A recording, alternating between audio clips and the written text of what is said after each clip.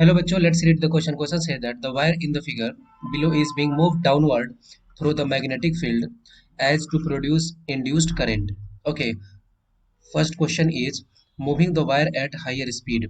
Second one, moving the wire upward rather than downward. Third one, using a stronger magnet. Fourth one, holding the wire still in the magnetic field. Fifth one, moving the wire parallel to the magnetic field lines. Okay, discuss करते हैं। तो यहाँ पे इस question को करने के लिए की कॉन्सेप्ट क्या हो जाएगा? की कॉन्सेप्ट यहाँ पे हो जाएगा इंड्यूस्ड करंट। इंड्यूस्ड करंट, ठीक है। अब यहाँ पे जस्ट एक कंसिडर किया हुआ है कि यहाँ पे एक मैग्नेट दिया हुआ है, मैग्नेट में भी नॉर्थ पोल और साउथ पोल है, तो डायरेक्शन ऑफ मैग्नेटिक फील्ड क्या होगा? इस डायरेक्शन में होगा। अब बोल रहा है कि एक कंडक्टर है, उसको मूव कराते हैं किस, ठीक है, डाउनवर्ड डायरेक्शन में। तो कंडीशंस दिया हुआ है। सबसे पहले ये पार्ट बोल रहा है कि अगर इस वायर को हायर स्पीड से अगर कर रहे हैं, ठीक है, तो हम पता है कि अगर स्पीड इंक्रीज करेगा तो स्पीड इंक्रीज करने की वजह से मैग्नेटिक फील्ड को ज़्यादा बार ये क्या करेगा? कट करेगा, ठीक है। और कट करने की वजह से क्या है कि इसमें करंट इंक्रीज हो जाएगा, ठीक है। तो current will be increase, current increase, ठीक है। बी पार्ट देखते हैं। Moving the wire upward rather than downward, मतलब डाउनवर्ड जा रहा था लेकिन अब इसको बोल रहे हैं अपवर्ड जा रहा है। तो अगर जैसे ही डायरेक्शन को चेंज करेंगे तो करंट का डायरेक्शन क्या होगा? रिवर्स हो जाएगा। करंट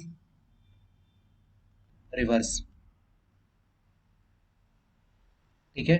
थर्ड वन देखते हैं। थर्ड वन में बोल रहे हैं कि अगर स्ट्रॉन्गर मैग्नेट का यूज करते हैं, ठीक है, यहाँ पे क्या है, एक बार मैग्नेट दिया हुआ है। अगर स्ट्रॉन्गर मैग्नेट का यूज करते हैं तब क्या कंडीशन हो जाएगा? तभी इस कंडीशन में भी करंट जो होगा वो इंक्रीज कर जाएगा। Current will increase, current will increase. D part, holding the wire still in the magnetic field. जैसे ही इसको रोक देंगे तो रिलेटिव मोशन नहीं होगा, रिलेटिव मोशन नहीं होगा तो इसमें करंट फ्लो नहीं होगा। इसका मतलब कि करंट का वैल्यू क्या हो जाएगा? आई का वैल्यू हो जाएगा इसमें zero.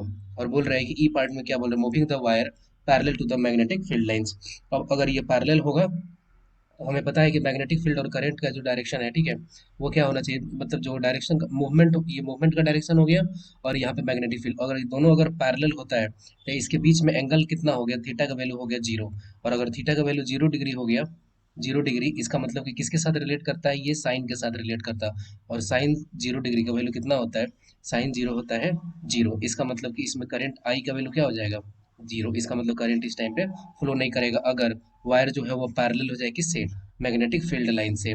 I hope you will be understood it well. Best of luck, thank you.